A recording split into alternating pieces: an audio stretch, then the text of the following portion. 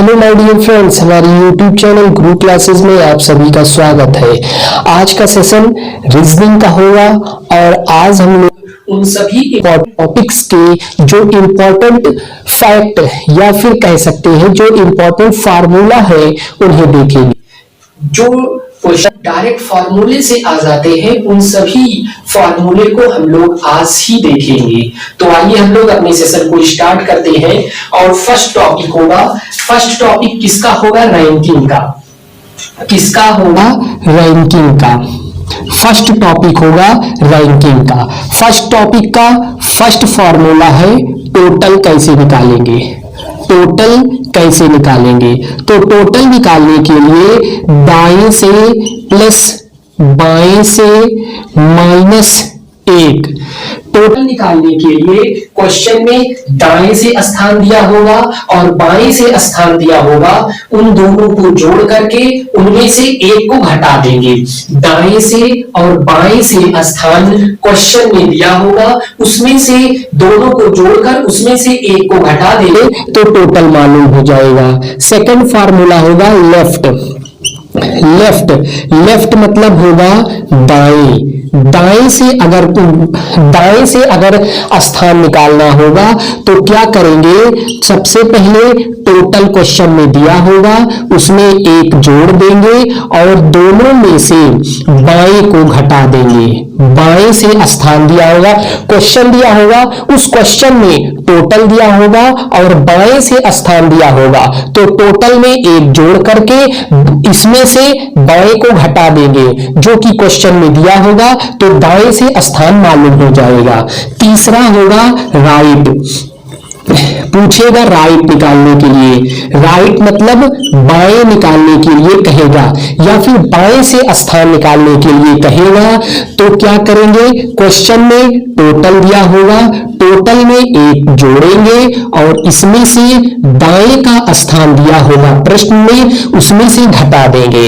मतलब एक क्वेश्चन दिया होगा, क्वेश्चन में टोटल दिया होगा और दाएं से स्थान दिया होगा, तो टोटल में एक जोड़ करके इनमें से दाएं जो प्रश्न में दिया होगा उससे घटा देंगे तो राइट बाएं प्रश्न में पूछा होगा जो कि मालूम चल जाएगा। चौथी चीज रैंकिंग में पूछता है बिटवीन का केस। बिटवीन का केस। बिटवीन का केस पूछता है। इस केस में क्वेश्चन में टोटल दिया होगा, टोटल में से एल मतलब होता है लेफ्ट, लेफ्ट मतलब दाएं और आर मतलब होता है राइट, राइट मतलब बाएं। तो टोटल में से घटाएंगे, लेफ्ट और राइट जोड़ करके टोटल में से घटा देंगे। ये नॉर्मल केस है। नॉर्मल केस, ये नॉर्मल केस है। नॉर्मल केस का मतलब जब ओवरलैपिंग नहीं होगी तो उसे नॉर्मल केस कहेंगे। नॉर्मल केस में ये फार्मूला लगाएंगे। फार्मूला क्या होगा? क्वेश्चन में टोटल दिया रहेगा, लेफ्ट और राइट दिया रहेगा, तो लेफ्ट राइट जोड़ करके टोटल से घटा देंगे तो बिटवीन बीच में बैठे हुए लोगों की संख्या पता चल जाएगी, मतलब बिटवीन का केस होगा। नेक्स्ट फिफ्थ फार्मूला होता है ओवरलैपिंग का। ओवरलैप्ड का केस। ओवरलैप्ड केस, इसमें क्या करेंगे? लेफ्ट दिया रहेगा क्वेश्चन में, राइट दिया रहेगा, दोनों को जोड़ करके टोटल से घटा देंगे और पूरे में से 2 और घटा देंगे। क्या करेंगे? क्वेश्चन दिया होगा, क्वेश्चन में लेफ्ट से स्थान दिया होगा, राइट से स्थान दिया होगा और टोटल दिया होगा, तो लेफ्ट राइट जोड़ करके टोटल में से घटा देंगे। उसके बाद जो आएगा उसमें से भी 2 घटा देंगे तो ओवरलैप्ड का केस पता चल जाएगा कि कितने लोग ओवरलैप करके बिटवीन का केस बना रहे हैं। और नॉर्मल केस के लिए टोटल में से लेफ्ट राइट जोड़ करके घटा देंगे। नेक्स्ट फार्मूला होगा अधिकतम। अधिकतम लोगों की संख्या पूछेगा और नेक्स्ट पूछेगा न्यूनतम। न्यूनतम लोगों की संख्या क्वेश्चन दिया होगा, उसमें पूछेगा एक पंक्ति में अधिकतम कितने लोग बैठ सकते हैं और न्यूनतम कितने लोग बैठ सकते हैं। तो अधिकतम लोगों की संख्या ज्ञात करने के लिए आरंभ से स्थान आरंभ से स्थान प्लस बीच का स्थान प्लस अंत से स्थान।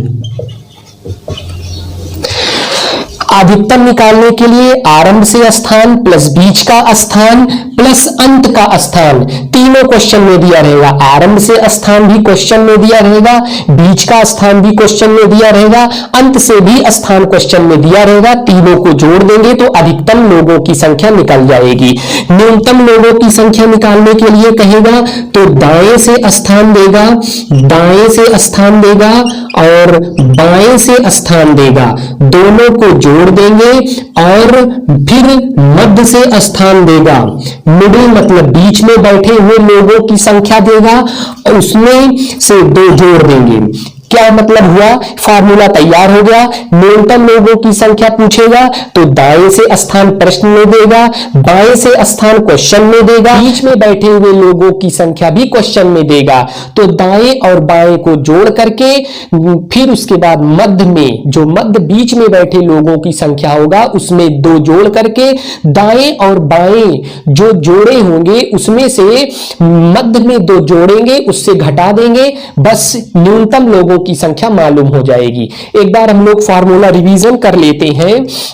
रैंकिंग के क्वेश्चन को करने के लिए इतने फार्मूले पर्याप्त हैं, सारे खत्म हो जाएंगे। अगर टोटल निकालने के लिए कहेगा तो दाएं से स्थान देगा, बाएं से स्थान देगा, दोनों को आपस में जोड़ देंगे और एक घटा देंगे तो टोटल मालूम चल जाएगा पंक्ति में कितने लोग कुल हैं। नेक्स्ट है लेफ्ट, दाएं निकालने के लिए कहेगा प्रश्न में तो क्वेश्चन में देगा क्या क्या? टोटल देगा और बाएं से स्थान देगा। तो टोटल में एक जोड़ करके बाएं को घटा देंगे तो दाएं से स्थान मालूम चल जाएगा। राइट, दाएं निकालना, राइट बाएं निकालने के लिए तो प्रश्न में टोटल देगा और दाएं से स्थान देगा। तो टोटल में एक जोड़ करके दाएं वाले को घटा देंगे तो राइट बाएं वाला मालूम चल जाएगा। नेक्स्ट होगा बिटवीन का केस। बिटवीन बीच में लोगों की बीच में बैठे लोगों की संख्या ज्ञात करेगा। बीच में बैठे हुए लोगों की संख्या ज्ञात करने के लिए कहेगा लेकिन ओवरलैप नहीं करेंगे। यह होता है नॉर्मल केस। इसमें क्वेश्चन में टोटल देगा, लेफ्ट देगा, राइट देगा, तो टोटल में से लेफ्ट राइट दोनों को जोड़ करके घटा देंगे तो बिटवीन का केस मालूम चल जाएगा। नेक्स्ट है ओवरलैप्ड केस। ओवरलैप्ड केस में लेफ्ट से स्थान देगा, राइट से स्थान देगा और टोटल देगा, तो लेफ्ट और राइट को जोड़ करके टोटल से घटा देंगे, उसके बाद जो आएगा उसमें से दो और घटा देंगे तो ओवरलैप का केस मालूम चल जाएगा। अब दो चीजें और पूछता है, एक पूछता है अधिकतम और एक पूछता है न्यूनतम। अधिकतम पूछेगा तो आरंभ से स्थान क्वेश्चन में देगा, बीच से स्थान क्वेश्चन में देगा, अंत से स्थान क्वेश्चन में देगा, तीनों को जोड़ देंगे, अधिकतम मालूम चल जाएगा। न्यूनतम ज्ञात करने के लिए क्वेश्चन में दाएं से स्थान देगा, बाएं से स्थान देगा और मध्य में बैठे हुए लोगों की संख्या भी देगा।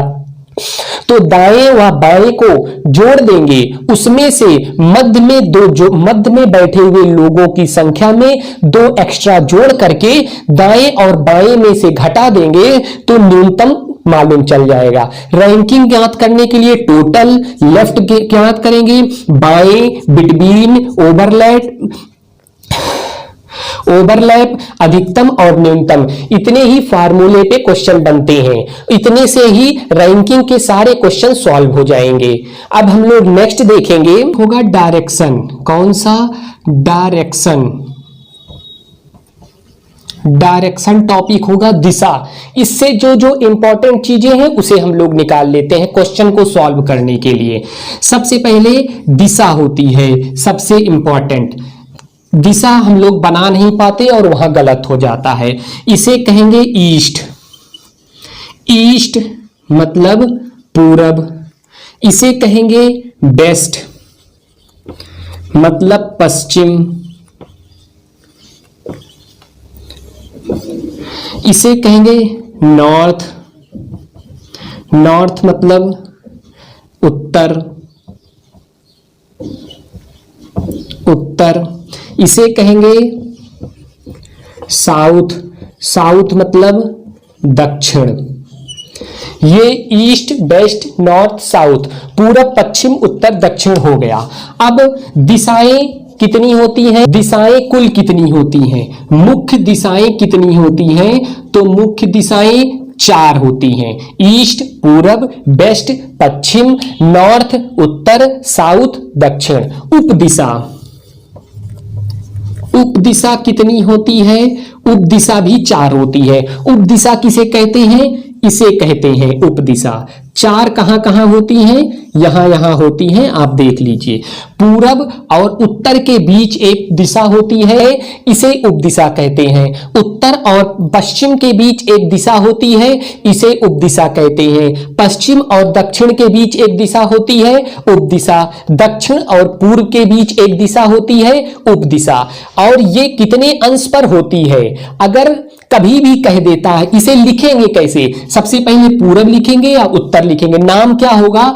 तो नाम होगा नॉर्थ ईस्ट। नॉर्थ ईस्ट का मतलब हुआ उत्तर पूर्व, उत्तर पूर्व इसका नाम है। इसको कहेंगे हमेशा उत्तर को लेंगे पहले। अगर उत्तर और पश्चिम में लिखेंगे तो उत्तर को फर्स्ट प्रेफरेंस देंगे। इसको लिखेंगे नॉर्थ वेस्ट। नॉर्थ वेस्ट का मतलब होगा उत्तर पश्चिम, उत्तर पश्चिम, ये नाम देंगे। यहां लिखेंगे तो साउथ को मानेंगे, साउथ वेस्ट। साउथ वेस्ट का मतलब हुआ कि दक्षिण पश्चिम, दक्षिण पश्चिम। अब इसे लिखेंगे तो साउथ ईस्ट लिखेंगे। साउथ ईस्ट का मतलब होगा दक्षिण पूर्व, दक्षिण पूर्व। ये हो गई उपदिशा। दिशाएं कितनी होती हैं? 4, उपदिशा भी 4, 8 दिशाएं होती हैं। अब होगा, अगर कभी मान लीजिए हमें कहता है, अगर हमें एक क्वेश्चन मान लेते हैं दिशाओं को समझाने के लिए, एक प्रश्न कहता है एक व्यक्ति 4 सेंटीमीटर पूरब की तरफ चलता है, तो 4 सेंटीमीटर पूरब की तरफ चलाएंगे।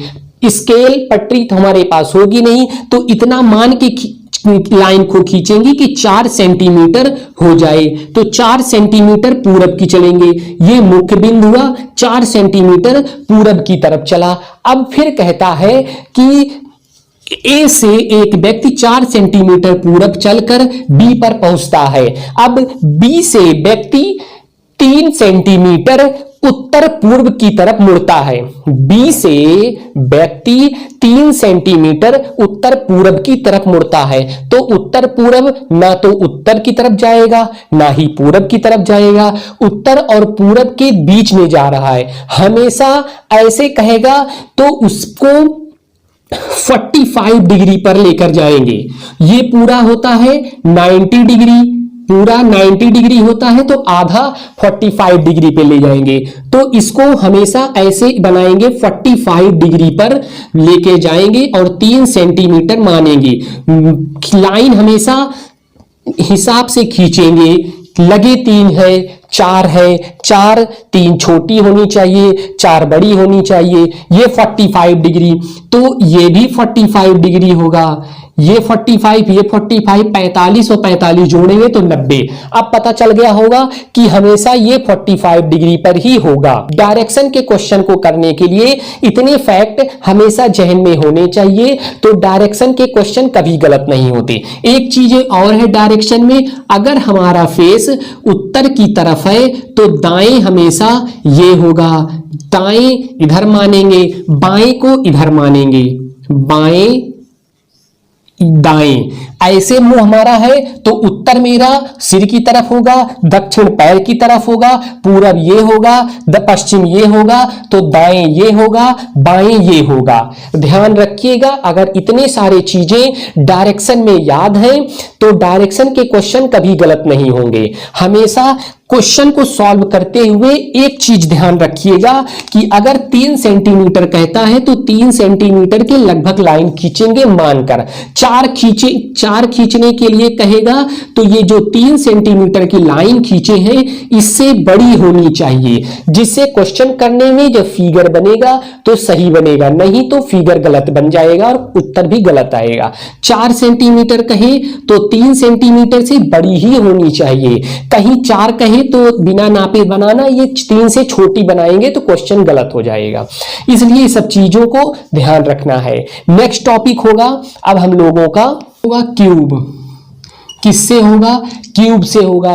क्यूब में कुछ फार्मूले होते हैं, उन्हें देखेंगे। सबसे पहले क्यूब में देखेंगे फलक कितने होते हैं, तो क्यूब में 6 फलक होते हैं। और फिर होता है क्यूब में किनारे कितने होते हैं, किनारे 12 किनारे होते हैं। क्यूब में कोने कितने होते हैं, क्यूब में 8 कोने होते हैं।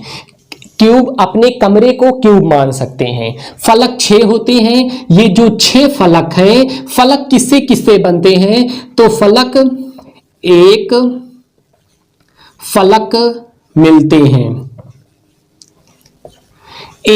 एक फलक को ही हम लोग फलक सीधा सीधा कह देते हैं, लेकिन किनारे जो हैं ये 2 फलक मिलने से बनते हैं। 2 फलक मिलते हैं। जब 2 फलक मिलते हैं तो एक किनारा बनता है।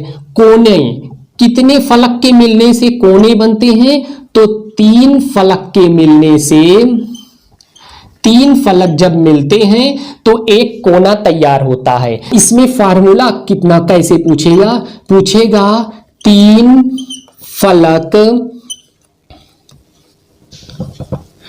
3 फलक पर रंगा हो तो, पूछेगा 3 फलक पर रंगे हो उनकी संख्या ज्ञात नहीं करना है। इसका डायरेक्ट आंसर होता है 8।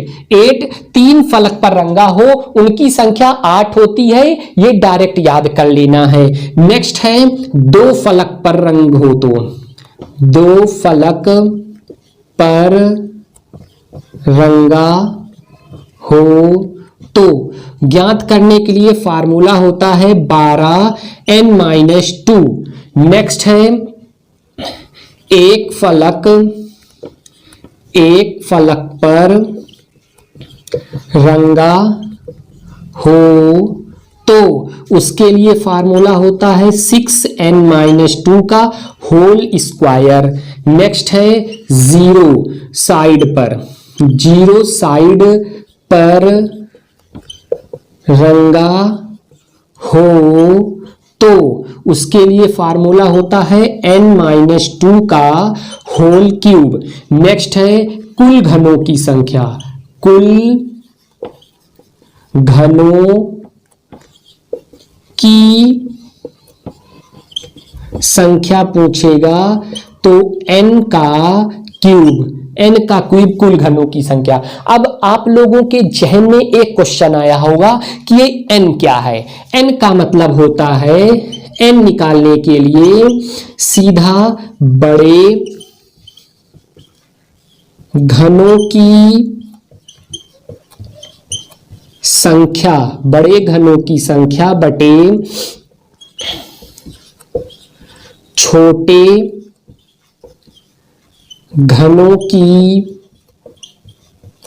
संख्या, बड़े घनों की संख्या बटे छोटे घनों की संख्या। क्यूब में इतने फार्मूले बहुत इंपॉर्टेंट हैं। अगर क्यूब के क्वेश्चन कर रहे हैं तो इतने फार्मूले याद हैं तो कोई दिक्कत नहीं होने वाली है। फलक कितने होते हैं, तो क्यूब में फलक 6 होते हैं और ये फलक, एक फलक को वैसे ही होते हैं। तो किनारे 12 किनारे होते हैं क्यूब में, और किनारे बनते कैसे हैं, 2 फलक के मिलने से एक किनारा बनता है। कोने कितने होते हैं क्यूब में, तो कोने 8 होते हैं और 3 फलक के मिलने से कोना बनता है। 3 फलक के मिलने से कोने बनते हैं, 2 फलक के मिलने से किनारे बनते हैं और फलक 6 होते हैं। फार्मूला है 3 3 फलक पर रंगा हो तो इनकी संख्या 8 होती है। 2 फलक पर रंगा हो तो उनकी संख्या निकालने के लिए 12n-2 होता है फॉर्मूला। 12n-2 n कैसे निकालेंगे? तो n निकालने के लिए बड़े घनों की संख्या बटे छोटे घनों की संख्या से भाग दे देंगे, उत्तर हो जाएगा। ये क्वेश्चन में दिया रहेगा कि बड़े घनों की संख्या कितनी है और छोटे घनों की संख्या कितनी है। तो बड़े घनों की संख्या में छोटे घनों की संख्या से भाग करेंगे तो n मालूम चल जाएगा और n को 12n-2 में n के स्थान पर रख देंगे n का मान, तो 2 फलक पर रंगे हुए घनों की संख्या पता चल जाएगी। एक फलक पर रंगे हुए घनों की संख्या 6n-2 का होल स्क्वायर, 6n-2 का होल स्क्वायर एक फलक पर रंगे हुए घनों की संख्या निकालने के लिए है। 0 साइड पर रंगा हो मतलब रंगहीन हो, कोई साइड रंगा ना हो, तो ऐसे घनों की संख्या निकालने के लिए n-2 का होल क्यूब का फार्मूला लगाते हैं। n-2 का होल क्यूब का फार्मूला निकालते हैं तो रंगहीन या कोई साइड पर रंगा ना हो ऐसे घनों की संख्या मालूम हो जाती है।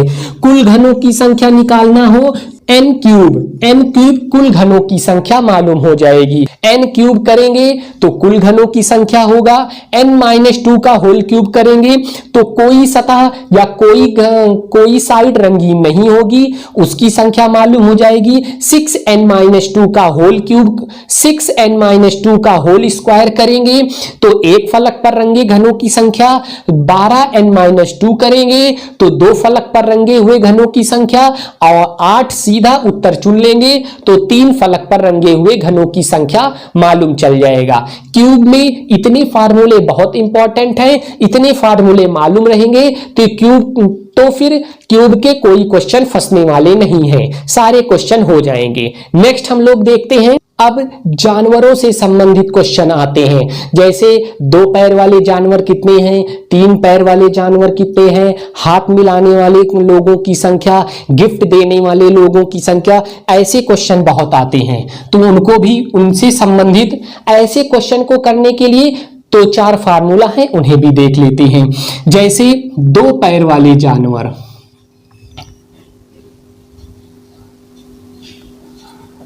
2 पैर वाले जानवरों की संख्या, 2 पैर वाले जानवरों की संख्या निकालने के लिए कहेगा तो क्वेश्चन में सिरों की संख्या देगा और 4 पैर वाले जानवरों की संख्या भी देगा। सिरों की संख्या देगा और 4 पैर वाले जानवरों की संख्या भी देगा तो 2 पैर वाले जानवरों की संख्या निकल जाएगी। पूछेगा 2 पैर वाले जानवरों की संख्या तो सिरों की संख्या क्वेश्चन में देगा, 4 पैर वाले जानवरों की संख्या भी क्वेश्चन में देगा, तो सिर में से 4 पैर वाले जानवरों की संख्या घटा देंगे तो 2 पैर वाले जानवरों की संख्या मालूम चल जाएगी। नेक्स्ट निकालेंगे 4 पैर वाले जानवरों की संख्या, 4 पैर वाले जानवरों की संख्या पूछेगा तो पैर की संख्या क्वेश्चन में देगा, उसको 2 से भाग दे देंगे और सिरों की संख्या देगा, उसको घटा देंगे।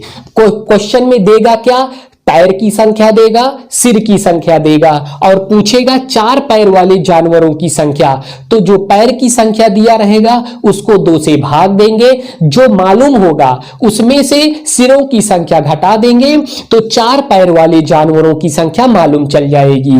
नेक्स्ट क्वेश्चन आता है गिफ्ट वाले प्रश्न। गिफ्ट वाले प्रश्न, गिफ्ट वाले प्रश्न आते हैं। इन प्रश्नों को सॉल्व करने के लिए एक फार्मूला है। अगर पार्टी में सभी लोग एक दूसरे को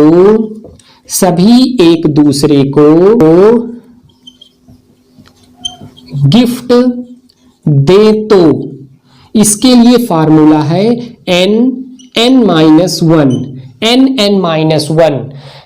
होता है फार्मूला। गिफ्ट वाले प्रश्न में अगर पार्टी में उपस्थित सभी एक दूसरे को गिफ्ट देते हैं तो n-2 कर देते हैं, n-2 फार्मूला लगाते हैं, आंसर अपने आप सामने आ जाता है। नेक्स्ट होता है हाथ मिलाने वाले प्रश्न। हाथ मिलाने वाले प्रश्न। सभी एक दूसरे से हाथ मिलाते हैं तो उसके लिए फार्मूला n-1/2। n का मान क्वेश्चन में दिया होगा। हाथ मिलाने वाले प्रश्न, कोई पार्टी है, उस पार्टी में कुछ महिलाएं हैं, कुछ पुरुष हैं और सभी एक दूसरे से हाथ मिलाते हैं तो उनकी संख्या निकालने के लिए n-2/2 फार्मूला होता है। n की संख्या क्वेश्चन में दी होती है, उसको रख देते हैं n वाले स्थान पे, उत्तर पता चल जाता है। दो पैर वाले जानवरों की संख्या पूछता है तो सिरों की संख्या प्रश्न में देगा और चार पैरों की संख्या भी क्वेश्चन में देगा।